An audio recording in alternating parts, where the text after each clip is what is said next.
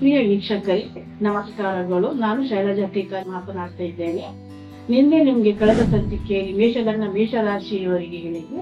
ಇವತ್ತು ವೃಷಭ ರಾಶಿಯವರಿಗೆ ಹೇಳ್ತಾ ಇದ್ದೀನಿ. ನೀವು ಬೆಳ್ಳಿ ವಿಗ್ರಹ, ಲಕ್ಷ್ಮಿಯ ಬೆಳ್ಳಿಯ ವಿಗ್ರಹಕ್ಕೆ ನೀವು ಕಬ್ಬಿನ ಹಾಲಿನ ಅಭಿಷೇಕ ಮಾಡಬೇಕು. ಇಲ್ಲ ಬೆಲ್ಲದ ಪಾಕದಿಂದ ನೀವು ಅಭಿಷೇಕ ಮಾಡಬೇಕು.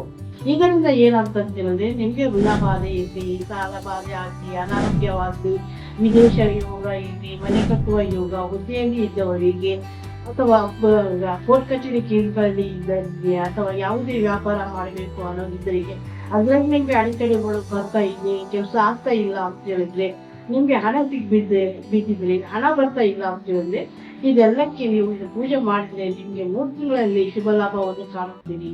ಇಷ್ಟು ಹೇಳಿ ನಾನು ಇವತ್ತಿನ ಎಪಿಸೋಡ್ ಮುಗಿಸ್ತಾ ಇದ್ದೇನೆ.